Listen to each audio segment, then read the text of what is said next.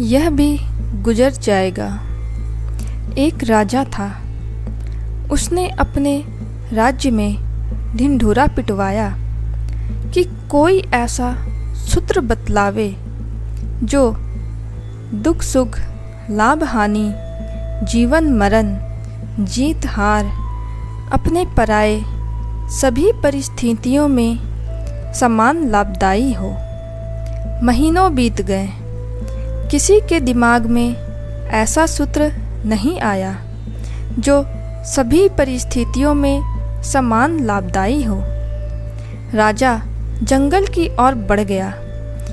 कुछ दूर जाने पर एक संत एक पेड़ के नीचे बैठे दिखाई दिए। राजा की आंखों में आशा की ज्योति चमकी। उन्होंने संत के चरणों में नतमस्तक हो नम्रतापूर्वक अपने प्रश्न को श्री चरणों में निवेदन किया। महात्मा हंसे। एक कागज पर कुछ लिखकर उसे एक ताबीज में बंद कर राजा के गले में पहनाते हुए बोले, वत्स, यह सूत्र सभी अवसरों में समान लाभदायी है। जब कभी अवसर आए इससे लाभ ले लेना। संत चरणों में नतमस्तक हो राजा अपने राज्य लौट गया। ताबीज गले में लटकती रही और राजा राज्य कार्य में व्यस्त रहा।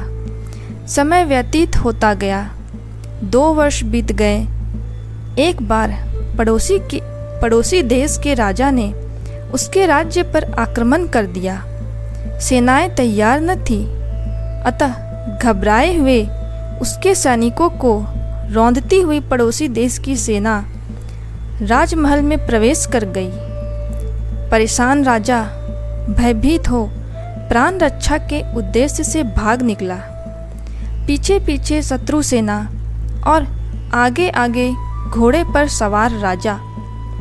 किंग कर्तव्य विमूढ़ राजा बेतहाशा घोड़े को दौड़ाए जा रहा था। अचानक घोड़ा बिदका और ठिठक कर रुक गया। सामने एक गहरा गड्ढा था। गड्ढा लांघना कठिन था। भयभीत राजा शीघ्रता से पास की झाड़ी में जा छुपा। पसीने से लथपथ वह थरथर काँप रहा था कि सहसा उसे ताबीज का ख्याल आया। ताबीज खोला तो उसमें रखे पुर्जे में एक छोटा सा वाक्य लिखा था, यह भी गुजर जाएगा। पढ़कर राजा सोचने लगा, सचमुच आज तक न जाने जीवन में क्या क्या आया, क्या क्या देखा, क्या क्या पाया, लेकिन कुछ भी ठहरा नहीं, गुजरते चला गया। मान अपमान, सुख दुख, अच्छा बुरा, कितना कुछ आया, किंतु सब के सब गुजरते चले गए।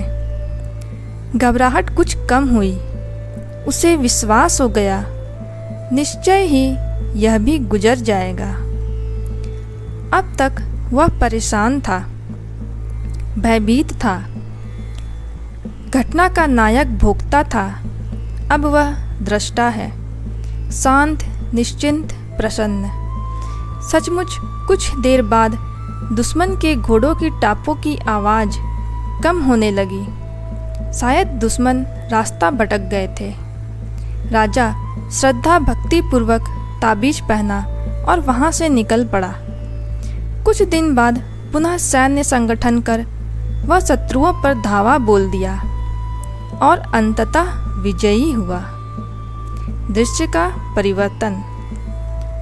अब उसके राज्य में चारों ओर खुशियाँ मनाई जा रही हैं।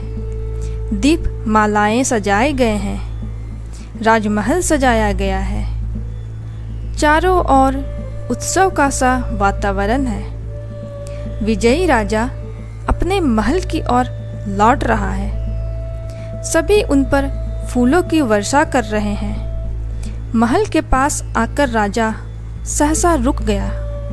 ताबीज निकाला और पढ़ा, यह भी गुजर जाएगा। राजा हंसने लगा। लोग पूछे, आप हंस क्यों रहे हैं? राजा ने कहा, हंसने की ही तो बात है, यहाँ कुछ भी नहीं ठहरता, सभी गुजर जाते हैं।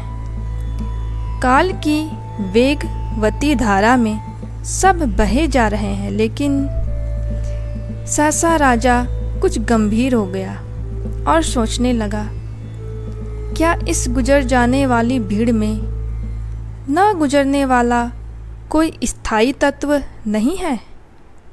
और यदि है तो उसे ढूंढना चाहिए। राजा पुनः संत के पास गया और अपनी जिज्ञासा को संत चरणों में निवेदित किया। संत बोले, न गुजरने वाला स्थायी तत्व कहीं खो नहीं गया है जो उसे ढूंढोगे, वह तो नित्य प्राप्त है। गुजरने वाली वस्तु से संबंध न जोड़, इसका भोक्ता न बन, दृष्टा बन जा। स्वयं अविनाशी तत्व का बोध हो जाएगा।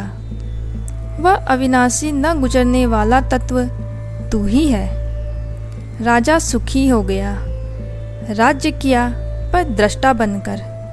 यह भी गुजर जाएगा।